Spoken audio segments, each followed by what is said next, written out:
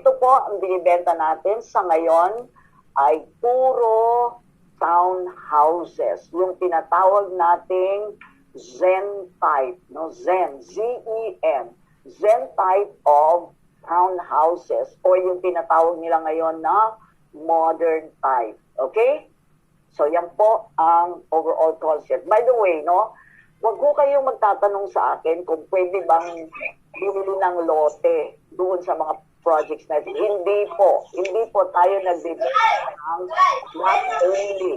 But, hello, pakimute lang po. Pakimute lang po. And then, hindi tayo nagbibenta nung katabing lote. For example, ang dami nagtatanong sa akin, Ma'am Chit, gusto ng buyer ko, medyo malaki ang lote. Bibili siya ng isang unit at bibilin din niya yung kabilang lote. Hindi po. Okay? So, that's very clear, ha? Okay. So, saan po itong Marquina Residences? This is already part of Barangay Upang. This is on the other side of Antipolo, no? Sa kabilang side ng Marcos Highway, Barangay Upang. It's close to Marquina. Ayan po, no? Pero hindi po siya nasa Marquina. Ang pangalan po ng project is Marquina. Okay, this is, ayan ang location niya. Malapit po siya sa Panorama street or road or avenue, no? Sa Barangay Upang. And this is accessible via Sumulong or via the interior streets of Marikina, especially more specifically yung tinatawag na lilac, no? Okay, so let's view the vicinity map nito, the vicinity map. Asan yung vicinity map? Ayan, no? Medyo maliit lang siya, no? Pero ituturo ko na lang verbally, okay? Yung pong Marquina Residences, yan po yung shaded. Now, paano ka pupunta doon? Okay, so if you're coming from Marcos Highway, going towards Cogeo, so Marcos Highway, dire-diretso lang, and then you take a left turn to Sumulong. No? Sumulong. Take a left turn to Sumulong. Diretsuin mo lang yung Sumulong. Very short lang naman. Madadaanan mo yung Hillside Commercial Center to your right. And then, you turn right doon sa tinatawag na Sullivan Street. No? Sullivan Street. Can you please move your cursor? Ayan, no? That is Sullivan Street. Okay? Now, if you're coming naman from the other side of Sumulong, meaning yung Sumulong side na going towards Cubao na, no? If you're in Marikina, you can take also that Sumulong highway na yon, and then you turn left naman to Sullivan. Okay? Now, doon sa corner ng Sumulong and Sullivan, merong isang malaking store doon, ang Durawood. Okay, Durawood. Durawood is a large construction materials store at the corner of Sullivan and Sumulong. Okay? So you take that and then you just go straight ahead doon sa Sullivan na yon. That's still Antipolo part, no? Dire-diretso lang ang ang Sullivan, and then you will cross a short bridge along Sullivan, ha? You will cross that short bridge over a creek, okay? Pag-cross mo ng bridge na yon, ang pangalan ng street ay nagbabago from Sullivan, nagiging Lilac. Okay? Ito na po yun, no? Lilac Street, after the bridge, no? That signals na yung part na yon is Marikina already. So, along Lilac ka na ngayon, coming from Sullivan, same street, and then you make a right turn to Panorama. Ito po yan, ano? Where is the, can you show that V? That sa cursor mo, V, ayan, no? We follow the cursor of V, no? Ayan, no? Dire-diretsuhin mo lang yung panorama. Dire-diretso. Coming from Lilac, okay? Dire-diretso ang panorama up to the end. Up to the end of panorama. Doon sa, ayan, yung parang merong intersection dyan, ano? And then you just follow, you go out of what we call Gumamela Street. Okay, Gumamela. Yan po yung Gumamela, no? And then, diretsuhin mo lang yung Gumamela. Ang matutumbukin mo is yung Santan. Yan, no? Yung Santan. Kung masusundan mo, napakadali lang po. Okay, diretso panorama. And then you find your way to Gumamela. And then you make a short right turn to Santan. Alam mo, pag nandun ka na sa kanto ng Gumamela and Santan, don't blink an eye because malalampasan mo yung project natin. Okay? So right after that corner of Gumamela and Santan, you turn right, nandun ka na sa project natin to your left. Okay? Ayan na siya, no?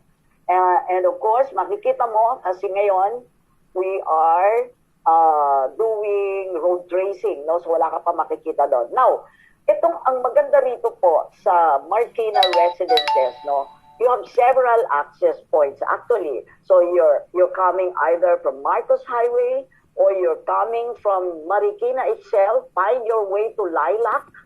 You can't miss it, lalo na kung kayo ay mga taga Marquina. Everybody knows where Lilac Street is kasi ang dami pong mga restaurants dyan, di ba? Ang daming specialty restaurants. And find your way to itong sinasabi ko, no? Now, there is very significant feature nitong location ng Marquina Residences because while it is located dyan sa lugar na pinag-uusapan natin, along Santan, ano, there is actually an access from the project to out, you can go out to Marcos Highway. Marcos Highway between SM Cherry and SM Masinag. Now, think about it, friends. No, that is a very strong selling point. The fact that you have direct access to Marcos Highway, kanina galing tayo sa Marcos Highway and then we turned left, di ba? To Sumulong. But this time, there is another access point coming from the project itself towards Marcos Highway. Now, if you will recall, sabi ko kanina, the LRT Line 2 is already, there is a station at SM Masinag. So, yung sinasabi natin dito, meron ditong point, no, sabi dyan nakalagay, to Crestview. To Crestview.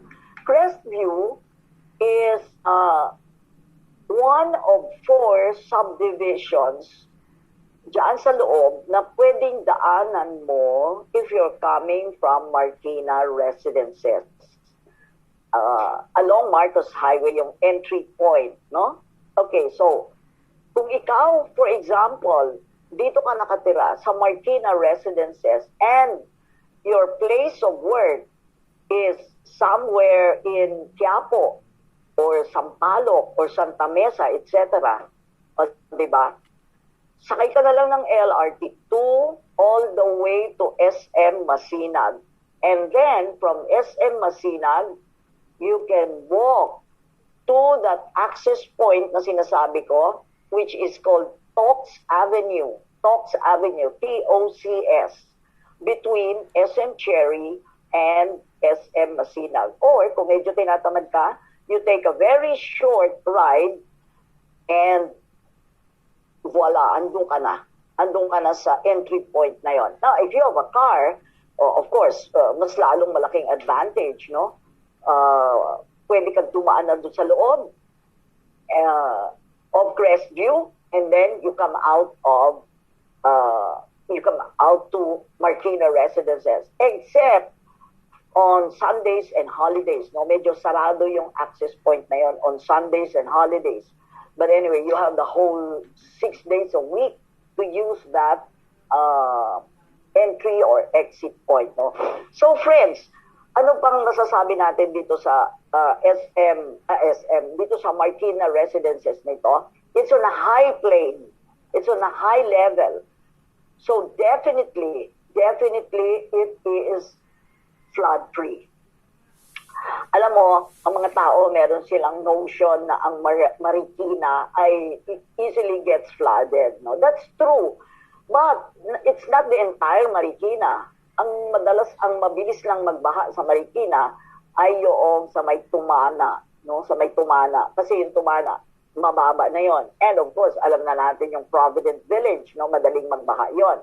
But other parts of Marikina, hindi po ganun yon. Ano? Okay, so, it is on a high plane. Siguro ang lowest elevation nito from the road is about maybe 2 meters.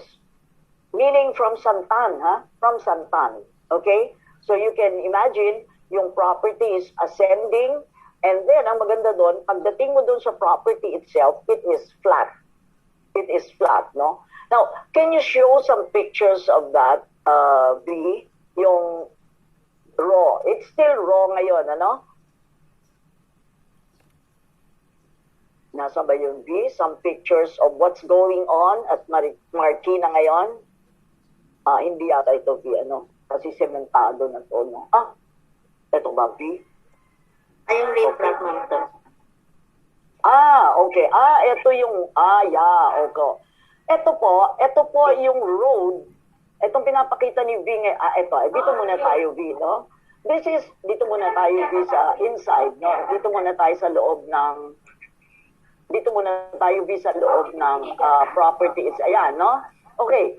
So friends, ito po yung entry point natin. Ito yung entry point natin. And you will notice, no, ascending yung property. Medyo paakyat na siya yung property, ha? And to your right, makikita nyo po, there is a wall constructed already to segregate the property from the houses doon sa malapit sa property. Di ba may Meralco post dyan, ano? There are houses there na dati nang nandun. So ang ginawa ng developer, nilagyan na kaagad yun ng wall para you don't get the impression na neighbor mo yung mga immediate neighbor mo yun or they have access to the property. Wala po silang access, no, doon sa property kasi nilagyan na ng wall. In addition to that, ayan po, no, yung wall na yan, no, so na-segregate po yung mga bahay, no, na wala sa property natin. And then you have other pictures of this, V? Yung sa loob, ayan, no? Okay. Ito po yung mga nangyayari ngayon doon sa loob ng property. And by the way, kasi mataas yung property natin, so what the developer is doing right now is yung tinatawag nating rip-wrapping, no? Ano ba yung rip-wrapping? Yung pag-rip-wrap doon sa perimeter ng property para hindi po bumaba yung property in case na mag-uulan. Kasi nga mataas yung property, no? So, there's a picture here. Now, this is the road that leads to Crest View. Ito yung sinasabi kong road na palabas ka ng Marcos Highway. Okay? And you will notice here, yung rip-wrapping na ginagawa ng developer dito sa side na to. So, malaking trabaho po ito, no? Malaking trabaho ito. And at the same time, ayun po yung property natin. Nakikita nyo po, yung rip-wrapping, yung concrete wall, and then you can see the property. So, mataas siya, no? And then, of course, ginagawa na nila ang drainage dyan, no? I think there are other pictures of this, V. Meron pang pictures. Ito, no? This is another part of the rip-wrapping job that they're doing ngayon, no? Okay? Ayan, nakikita nyo po yung drainage, no? Ginagawa. Developer po ang gagawa niya, no? Although that's already along the road outside of the property. Can you see the property kung gaano kataas siya, no? Okay? Pero yan, ibababa pa po ang iba niyan, no? Meron pa, V? Meron pang pictures nito. Ayan, no? Okay, yan po ay property, no? So again, there goes the rip-wrapping job that they're doing, and the property itself, nakikita nyo po, ang taas po, ano? Kaya hindi po tayo babahain dyan, no? As I said, this is the road leading to Crestview. Okay? Now, okay, unless you have other pictures, ito, medyo madilim na to, V, ano? So, ito, sa labas po ito. Okay. So, ayan. Okay. Okay na tayo dyan, V, no? So, can we go to the sales map, V? The sales map. Ayan, no? Ito po yung ating sales map. Okay, o in short, ang tawag natin dito, mapa, di ba? Okay, pero ito yung sales map. Now, you can see yung entrance natin, di ba, malapad na malapad, dun sa upper left part ng sales map, yan po yung road that leads to the property. Pero ang tinutumbok po niyan, yan yung santan. Okay, santan, no? So, papasok tayo dyan, maikli lang po yan, siguro mga 20 meters lang siguro yan, or 25 at most, no? Going inside the property, no? So, okay? And of course, in the near future, maglalagay po tayo dyan ng gate. And then, can you show yung, ayan, no? Diyan po sa dulo ng property, sa lower right, makikita nyo, diyan po ilalagay yung ating mga amenities like a multi-purpose gazebo, swimming pool, basketball court, children's playground, etc., etc., no? So, yung riprapping na dinidiscuss ko kanina, andito po dyan sa lower part nitong property, okay? And up to, doon naman sa bandang itaas, na sinisimulan na po yan, ano? So, within the year, ang tapusin na po nila yung riprapping ng buong property so that when the rains come, wala pong danger na bumaba yung lupa doon sa kalsada o kaya doon sa mga bahay, doon sa mga kapitbahay, no? Okay? So that's the reason why they're taking advantage of the dry season para bigyan po ng priority yung trabaho niya ng riprapping. Now, ito po yung sales plan natin, and as you can see, there are several blocks there, no? Ang total number of units po na ibibenta natin dito is a total of 514 units. Okay? At the moment, since we started pre-selling, siguro a little over 100 na po tayo, no? Ibig sabihin nito, ang dami pa natin pwedeng ibenta. Kung mga 400 lang, meron pa po. So, anong binibenta natin ngayon? Well, not all of the blocks are open for sale. Ang una nilang inopen is block 2, which is at the extreme left of the sales plan, no? Meron pang natitirang konting-konti na lang diyan sa block 2. Siguro, baka, halos wala na yatang natira sa block 2, no? Anyway, meron pang konti, no? About, ilan pa kaya? 1, 2, 3, 4, 5, 6, 7, 10, no? 10 units ang natitira sa block 2.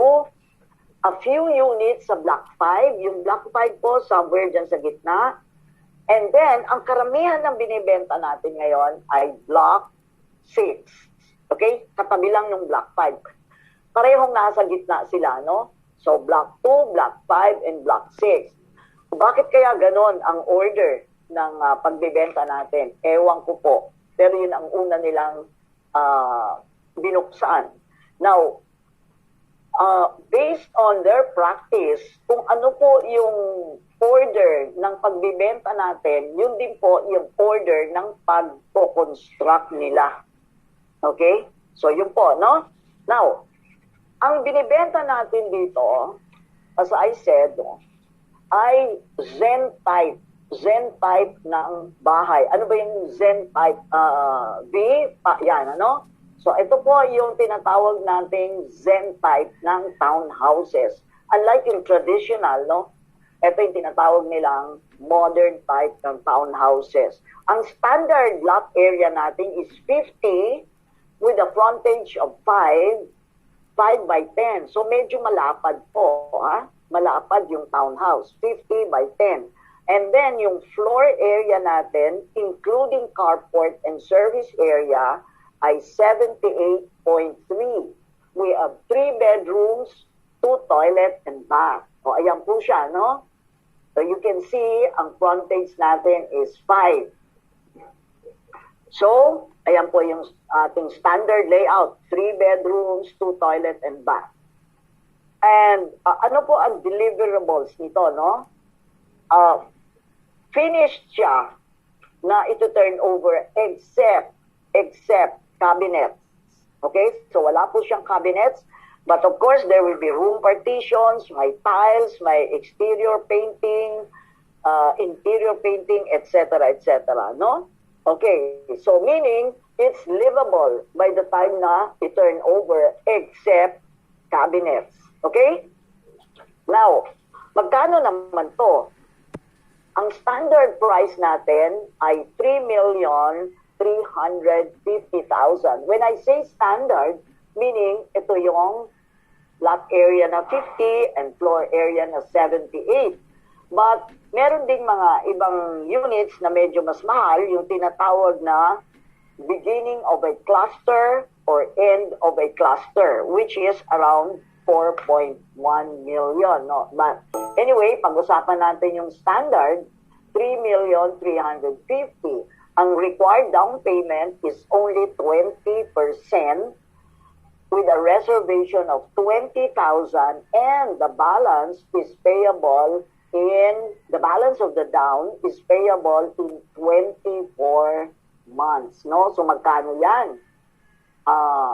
Okay, magkano yung 20% down? It's 670,000 with a down reservation of 20. So may balance ka pang 650. So i-amortize mo yung down mo for a period of 24 months at the rate of 27,000 a month. Okay? And then, yung balance after the down is payable through bank financing. So you either, sa Navina wala, okay, through bank financing, either for hindi na kinumpute TV ang 5 years kasi medyo mabigat na, no? 10 years or 15 years. Now dito, this is only for purposes of qualifying the buyer, ha?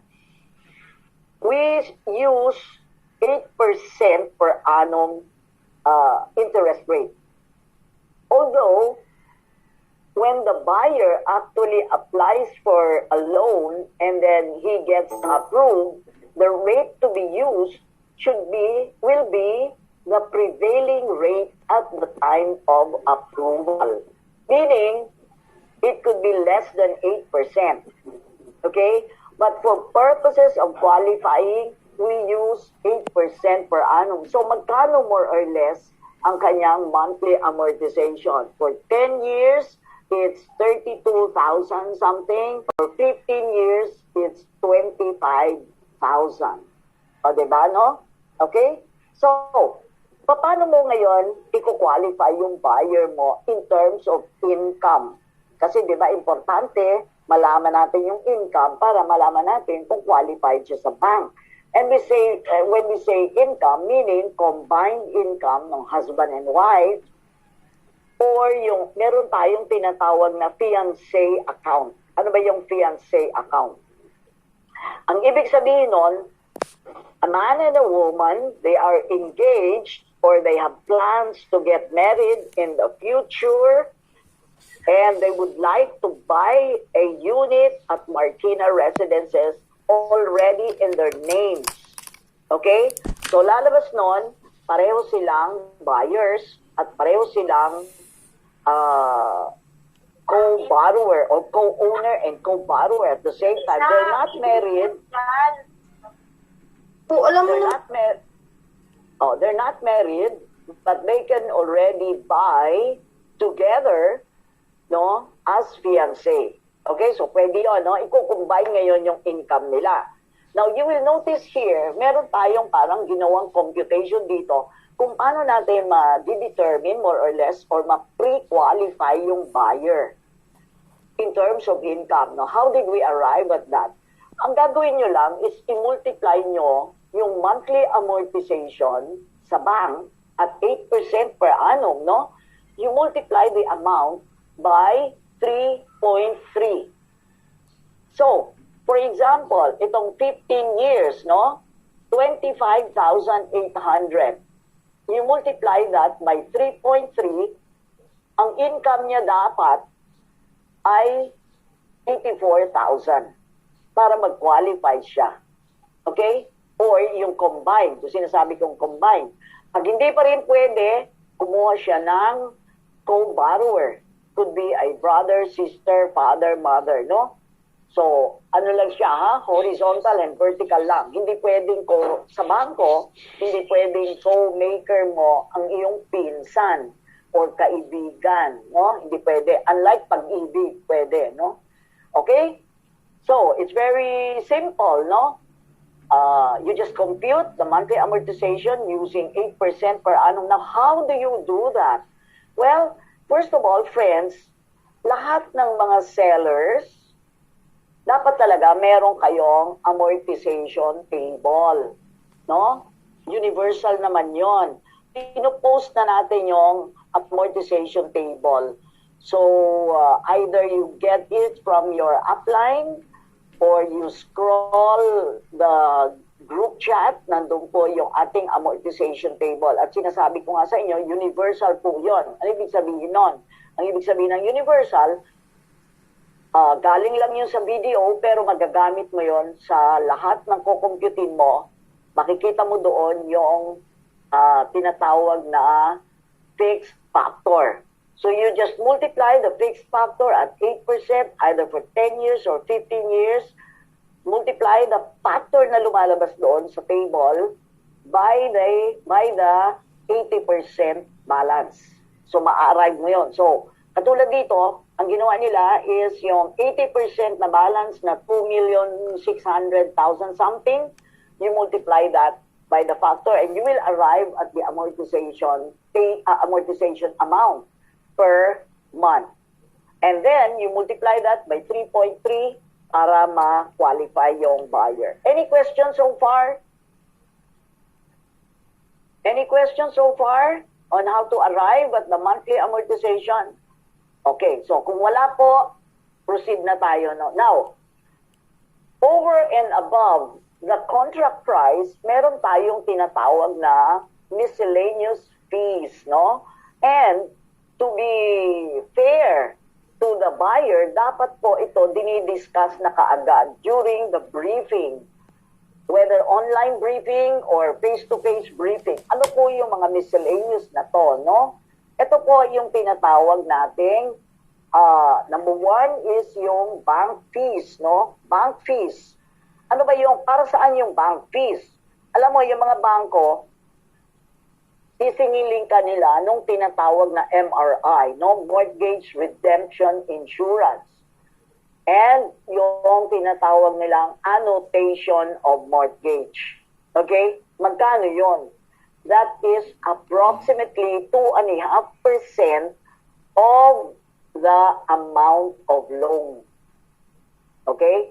Another miscellaneous fees, yung tinatawag na transfer of title, because the developer will transfer the title from their name to the name of the buyer para maisanla. So, may bayad yun, syempre, di ba? Plus, yung tinatawag na move-in fees. How much naman yan? Dito sa Marquina, that is approximately 7%.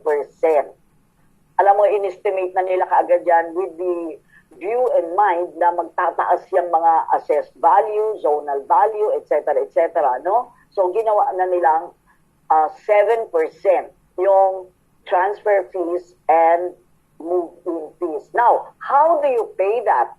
Okay? You either pay that together with the amortization monthly over a period of 24 months, or you have the option to pay that when it becomes due and demandable. So when is it due and demandable? Well, pag nag-file ka na ng loan, kung nakita mo nang kinukonstruct na yung bahay, mag-file ka na ng loan. Okay? Pag in-approve yung loan mo, magbayad ka na ng bank fees para lumabas yung tinatawag na letter of guarantee. LOG. Okay? So that's the first. And then, sunod naman yung transfer of title. Kung lumabas na yung letter of guarantee, ibig sabihin nun, pwede nang mag-transfer ng title. Okay? Bayaran mo na rin yung transfer fees. Now, ang suggestion natin, kasi pag sinuma total mo lahat yung miscellaneous na yan, malaking amount yan. Okay? Malaking amount yan. So, para hindi mabigla yung buyer, ang ginagawa natin, we advise the buyer to just set aside the amount during the down payment period. Kung ayaw muna niyang ibayad sa developer, okay lang yon. Kung gusto niya, ipunin na lang niya talaga yon. Kasi ang experience natin, no, based on our previous experience, pagdating na po ng singilan, ang buyer nagugulat, okay, wala siyang 200,000, 300,000, etc. Hindi niya kasi naipon yun. Parang nawala sa isip niya na mayroon pa palang babayaran. So, bilang sellers and advisors at the same time, sasabihin na natin sa buyer yon. Ipunin nyo na po ito para hindi kayo mabigla. Okay? So, yun po, kasama po yun sa service natin. Next, now, ito naman may example kung yung tinatawag nating inner unit o kaya beginning unit. Ano ba ibig sabihin itong beginning unit at saka end unit? Sa isang bloke po, no? Halimbawa, there are 60 units sa isang bloke. One block is divided into 3 clusters, no? 3 clusters. So, merong cluster na may beginning unit at saka end unit. Yung susunod na cluster, beginning unit at saka end unit. Yung susunod na cluster, beginning unit at saka end unit. Okay. Now, bakit siya mas mahal? Kasi mas malaki yung lote niya. For example, dito sa Marquina, no, yung end and beginning cluster, 4.1 million kasi ang lote na ay 65 compared to the regular na 50. Kaya mas mahal. Okay ba yon? Oo. So, ibig sabihin, meron ka talagang extra lote, no? Whatever you want to do with that extra, ikaw nang bahala doon. Now, example, ito, 4.1 million, no? Medyo mas mahal na siya. O, diba? Ang down payment niya is 800,000. So, ang kanyang monthly sa down is about 30, magkano yan, B? Mga malabo, mga 33,000 something. And, of course, yung kanyang monthly amortization, sa bank, still at 8%, mas mahal. And of course, yung kanyang qualifying income, necessarily, mas mahal kesa sa 84,000, nagiging 105,000 na ang qualifying income. Okay? So, that's Marquina for you, no? Price, terms and conditions, amenities, na-discuss na natin. Okay po ba? Okay po ba? So, ang dami pa po nating ibibenta dito sa Marquina. Mga 400 units pa po ito, no? So, I would really, really encourage everyone na gustong magbenta nito, mag-focus po kayo kung saan manggagaling yung mga bibili nito. Well, firstly, based on experience, most of the buyers that we have ay mga tiga paligid lang, ano? Doon lang po sa paligid-ligid ng Marquina. Okay, yung mga malalaking mga bahay doon, yung mga sumunod na generation na sa mga bahay nandoon, no? Ang gusto nila, yung halimbawa, yung mga anak-anak nila, gusto nila malapit lang doon sa kanila, na hindi naman titira sa kanila. Okay, so yun po ang una nating mga prospects. Okay, and of course, medyo palayo-layo ka na ng konti. Sabi nga natin kanina, because of the LRT2, pwede kang umanap ng mga buyers, either face-to-face or online or referral or whatever means you want to do or employ, basta ang market mo more or less dun manggagaling, no? Even as far as Quiapo. Okay? Yan po, no? Sa Claro and Recto, sa Santa Cruz, sa Sampaloc, Santa Mesa, etc. Doon po kayo makakakuha ng mga buyers, no? And you have to hammer on the strong point, no, of the LRT2 line extension. Okay?